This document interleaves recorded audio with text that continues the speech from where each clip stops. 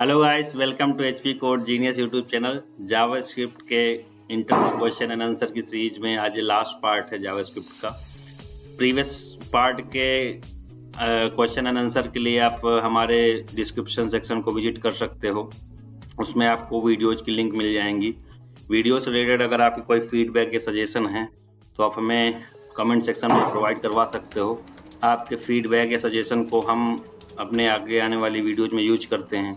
तो चलिए स्टार्ट करते हैं आज के अपने फर्स्ट क्वेश्चन से। What is the purpose of the array splice method?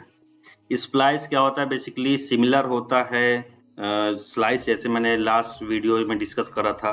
Splice method is use either add, remove element from the array, ठीक है, and then return the removed item. Splice क्या करेगा? जो आपका आइटम रिमूव्ड हो जाएगा उसको रिटर्न करेगा, ठीक है। First argument specifies the array position for the insertion, deletion, whereas the optional second argument indicates the number of the elements to be deleted. मतलब जो फर्स्ट एलिमेंट होगा वो एरे की पोजीशन इंडेक्सिंग बताएगा।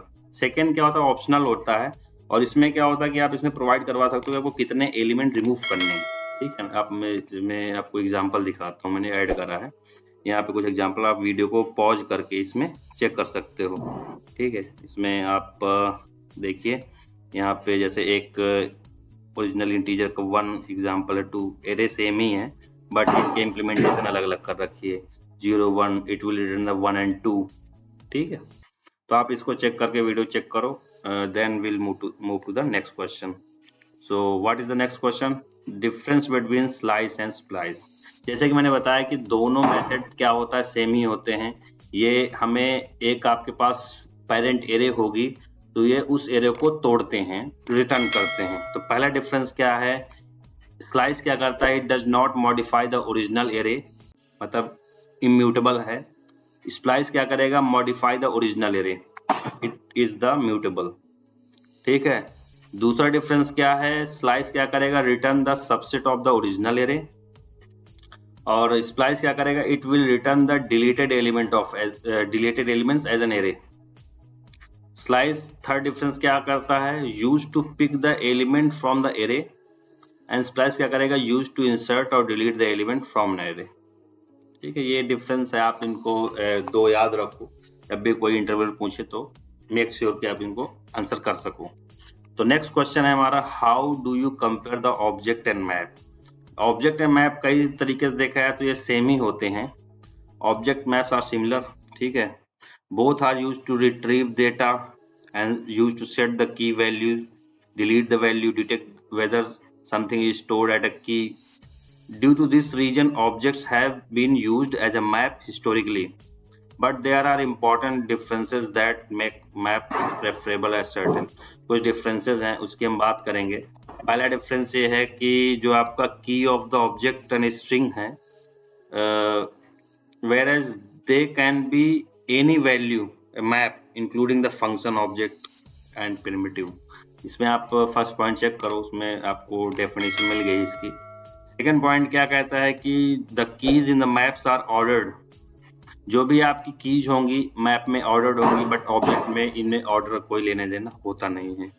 Third one is you can get the size of the map easily with the size property, while the number of the property in the object must be determined manually।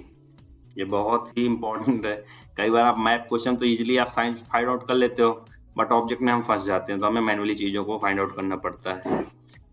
Third next point है, map is an iterable and can thus be directly iterated, whereas iterating over object requires obtaining its key in some fashion and iterating over them। मतलब जैसे map function आप use करते हो तो उसमें iteration बहुत आसान से, मतलब आप किसी वैल्यू को एक्सेस कर सकते हो 1 by 1 क्योंकि उसमें आइटरेशन पॉसिबल है, बट ऑब्जेक्ट में हर बार ऐसा केस नहीं होता है, ठीक है। फिर नेक्स्ट चीज क्या आती है आपकी, जो ऑब्जेक्ट है इसके पास प्रोटोटाइप होता है। So there are default keys in the map that could be collide with your keys if you are not careful. As of जैसे कि आप ECMAScript 5 की तरह देखो, this can be bypass using the map. इसमें एक प्रॉपर्टी इसमें है, आप चेक करो इसमें, map equal to object dot create, आप अगर उसमें नल पास कर दोगे तो आप इसको कर सकते हो। Thank you. A map may be perform better in scenarios involving the frequent addition and removal of the pair keys. जब कभी आपको रिमूव करना हो या ऐड करना हो तो मैप कई बार आपका डेटा एफिशिएंट होगा। ठीक है, नेक्स्ट क्वेश्चन पे अगर हम बात करें कि what are the lambda function या एरो फंक्शन। एरो फंक्शन क्या होता है, एक हिसाब से एनोनिमस फंक्शन होता है, उसका कोई नाम नहीं होता है। ठीक है, आप फैट एरो फंक्शन भी इसको बोलते हो।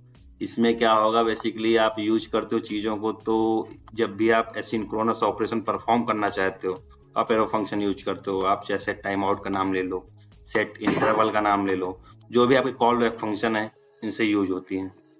ठीक है, तो an arrow function is shorter syntax for a function expression and does not have its own argument super. और क्या होता है, सबसे इंपॉर्टेंट थिंग, क्या आप किसी फंक्शन को एज एन आर्गुमेंट यूज कर सकते हो। ठीक है, these function are best suited for the non method function and they cannot be used as a constructor। ये बहुत ही इंपॉर्टेंट पॉइंट है, कई बार इंटरव्यूअर आपको कंफ्यूज करेंगे क्या हम एरो फंक्शन को एज ए कंस्ट्रक्टर यूज कर सकते हैं, but they can not. Okay, so what's the next question, क्या है कि फर्स्ट क्लास क्या होती है। फर्स्ट क्लास क्या होती है, in JavaScript functions are the first class object। First class functions means when the function in the language are treated like any other variable। आप यहाँ पे एग्जांपल अगर आप देखोगे, यहाँ पे मैंने ऐड करा है, यहाँ पे एक हैंडलर करके एक वेरिएबल मैंने बनाया है, कंसोल डॉट लॉग के अंदर पास करा कि एक आप नॉर्मल सिंटेक्स पास करो, यहाँ पे ऐड इवेंट लिस्ट। तो यहाँ पे जो फंक्शन है हैंडलर एक एज अ वेरिएबल यूज हो रहा है। इसमें देख सकते हो, in such a language a function can be passed as an argument to other function and can be returned by another function and can be assigned as a value to the variable। For example, in below example में देख सकते हो जो मैंने यहाँ पे attach कर रखा है। ठीक है, आप इसको चेक करो। So next question is what is a first order function। First order function क्या होता है कि first order function is a function that does not accept another function as an argument and does not return a function as its value. मतलब इसका opposite कह सकते हो, first class function का अपोजिट है फर्स्ट ऑर्डर फंक्शन। ठीक है, इसका आप एग्जांपल देखो, एग्जांपल यहाँ पे ऐड किया मैंने कंसोल डॉट लॉग में, ये हो गया। आप इसको एज आर्गुमेंट नहीं यूज कर सकते। ठीक है, अब एक क्वेश्चन है what is unary function. Unary function क्या होता है, unary function is a function that accepts exactly one argument.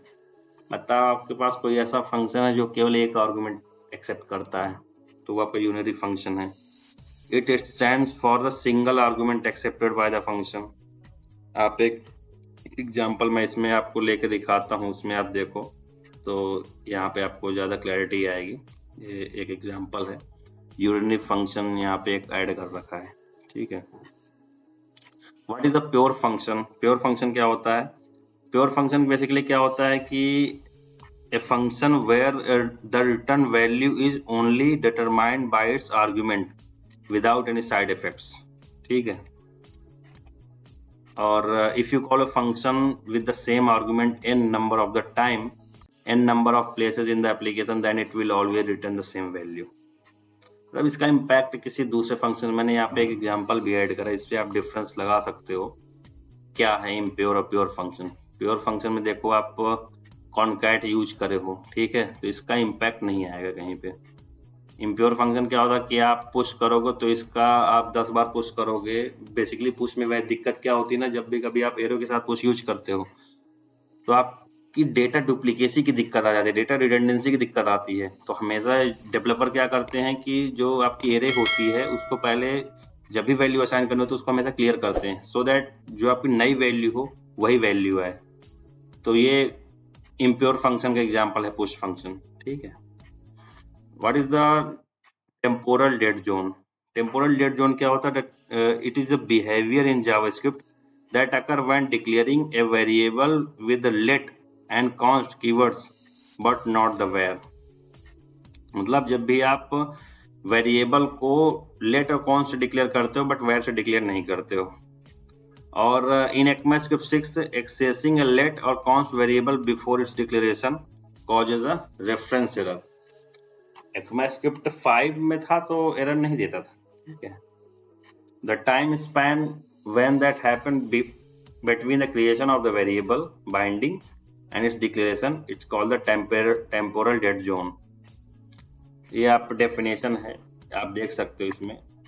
एक बार इसमें एग्जांपल जो मैंने ऐड किया है, ये आप एग्जांपल देखो, आपको समझ में आएगा। आप इसमें देखो, मैंने 2 वेरिएबल डिफाइन किए हैं, where counter equal to 1, let counter 2 equal to 2। तो काउंटर 1 क्या कर रहा है कि अनडिफाइंड दे रहा है, काउंटर 2 अनडिफाइंड नहीं दे रहा है, रेफरेंस एरर दे रहा है, क्योंकि ECMAScript 5 में क्या था कि लेट वगैरह उस समय इंट्रोड्यूस ही नहीं हुए थे। लेट कौन सा हमारे ECMAScript 6 में आए थे, ठीक है। Next question, how do you decode and encode URL in JavaScript.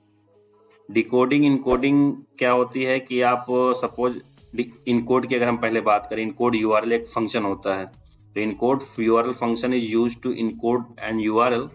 This function requires a URL string as a parameter and returns the encoded URL। आप इस फंक्शन में क्या करोगे, जो आपको स्ट्रिंग को इनकोड करना है उसको इस फंक्शन के अंदर पास करोगे। ये फंक्शन आपको इनकोडेड स्ट्रिंग प्रोवाइड करेगा, ठीक है। दूसरा फंक्शन आता है डिकोड फंक्शन। ये भी सिमिलर है, आपको जिस स्ट्रिंग को डिकोड करना है उस स्ट्रिंग को इस फंक्शन के अंदर पास करो और आपका जो रिटर्न आएगा वो डिकोडेड फंक्शन आएगा, डिकोडेड रिजल्ट आएगा। बट इसमें एक ध्यान करने वाली बात है कि if you want to encode characters such as, यहाँ पे एक लिस्ट है, then you need to use the encode URL component. मतलब ये कॉम्प्लेक्स लिस्ट है तो आपको यहाँ पे इनकोड URL कंपोनेंट यूज करना पड़ेगा। So that's it guys, we'll meet in our next series of Angular, so stay tuned with us, thank you।